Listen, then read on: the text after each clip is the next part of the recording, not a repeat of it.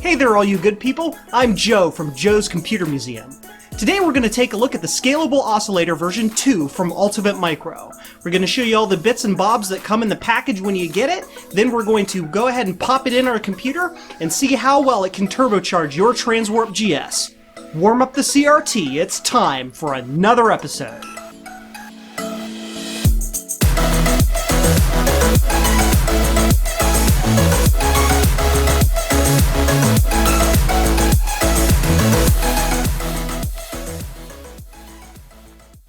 So you may be wondering what the Scalable Oscillator is. Well, basically it is a custom-made oscillator chip put together by the folks at UltimateMicro that replaces the original oscillator in your TransWarp GS. It has multiple different speed settings ranging anywhere from the original 7 MHz all the way up to 20 MHz. And what it does is it allows you to tweak the speed of your TransWarp GS to be basically as fast or as slow as you want it. The cool secret about most TransWarp GSs is they can actually be pushed to quite higher speeds than they were originally designed, the original 7 or 10 MHz speeds. And some can get up to that 18, 19 MHz range. Mine personally gets to about 17.5 MHz, so that's pretty crazy.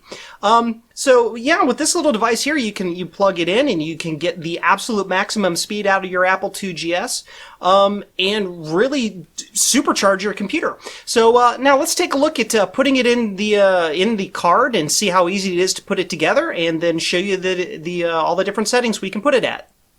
So here's the Scalable Oscillator version 2.0. Very small little device, pretty cool little thing. Basically, as I already said, this is designed to allow you to scale the speed of your TransWarp GS in TransWarp mode anywhere from the original 7 MHz all the way up to 20 MHz. When you receive this, if you're purchasing this standalone, you'll get, of course, the oscillator. You'll get a really cool set of instructions here. Very well designed set of instructions, I must say. Well put together, pretty well worded. They even went with the really cool the branding there at the top to make it look like a vintage Apple product, which was pretty cool. And it goes through all of the details of how to set it up, how to plug in, and all that magic. And at the bottom here, it shows you all of the different dip switch settings. Another thing that you get with is a little sticker here. It's just like a little label printer sticker there. But this allows you to stick this on the inside of the case of your Apple II GS. So whenever you need to pop it open, take a look, and play around with the settings, you got it right there and easily accessible. So let's take a look at the oscillator again. Of course, this is the front side of the oscillator here. You got dip switch settings here, switches 1 through 6. These are what you set to change the oscillator speed. It is changeable in quarter megahertz increments, so you can really fine-tune the speed and dial in exactly what speed you want for whatever purpose, or find that maximum breaking point of your vintage TransWarp GS. The back side here is pretty straightforward. That's just your connectors there that plugs into the GS itself. The device is pretty small. It's got a little cutout here that clears some capacitors on the TransWarp GS.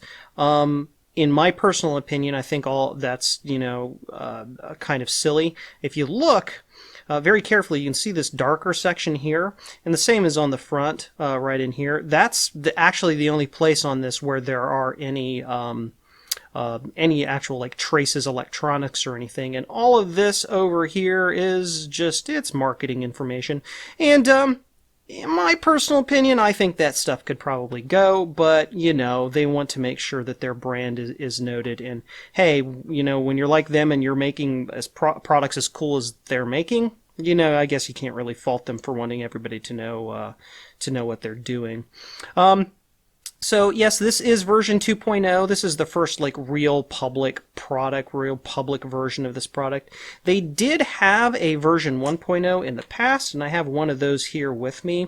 This one's dead. It doesn't function. And this was really meant and this is actually 1.1. This is really meant for testing, proof of concept, making sure it would work, seeing how it functions, all of that stuff.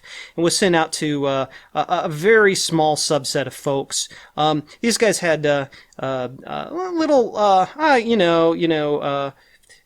beta level things that they found while they were designing it, and they decided to go with this redesign here that is a lot more stable. There's some technical detail as to why. It has to do with the actual chip here that was used for the oscillator, and the one they're using here is a lot more reliable. So this is why this is really their production version of that chip. So now we're gonna take a look at this guy being installed in my Apple II GS, just to show you how insanely easy it is to install it. Okay, so here we are in the guts of my GS here, and you can see right here is where your oscillator is going to go. Now, right now it's installed, or what I have installed there is just a standard crystal oscillator, and in your case, if you're replacing your oscillator, you're going to have whatever oscillator you have in there, whatever static oscillator you might have received with your TransWarp GS. And putting the scalable oscillator in is insanely simple. Basically, you just take that oscillator out, and you grab this guy. Now, it's got all the pins on the back, and it's going to fit in there perfectly. Now, as you can see at the bottom right here, it says gallon number 6, and there's gallon number 6 there. So that tells you exactly how you need to orient that. So we just come right in here. I know it's hard for you to see that with my hands in the way, but we pop that right on there, and Bob's your uncle. It's installed. Now this comes preset from UltimateMicro to 10 megahertz, basically because most TransWarps can do 10 megahertz just fine without any sort of problems. But you know, you can change that setting up to whatever setting your TransWarp can do. Of course, you want to make sure that if you're changing those clock settings, or if you're installing or removing the scalable oscillator, that your Apple II GS is off.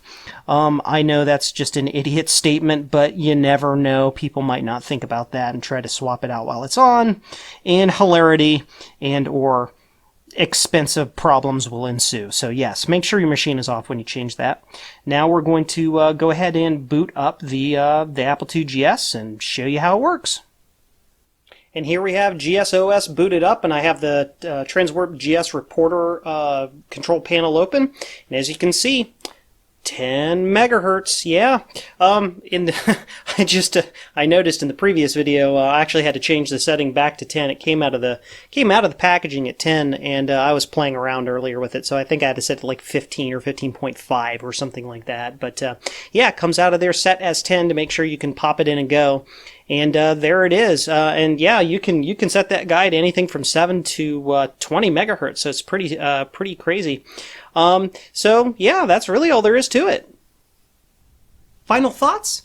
Really cool piece of hardware. If you have a TransWarp GS with one of the original 7 or 10 megahertz oscillators, and you want to tweak around with that and see if you can get the maximum speed out of your TransWarp GS, this is really the best option to do that. I mean, your only other option is to get a whole bunch of little individual oscillator crystals in there, throw them in there, and hope one of them is right. Why spend all that money on that when you can just buy one of these and tweak it to your heart's content by, quarter megahertz increments?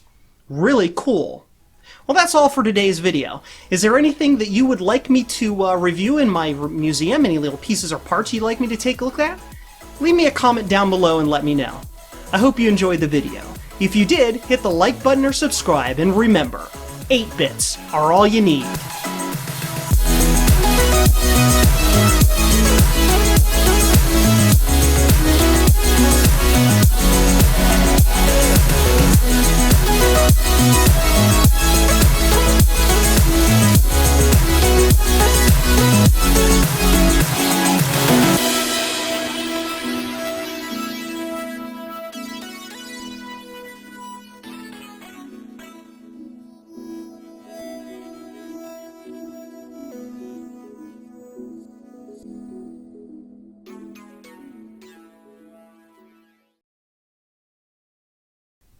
Take 2.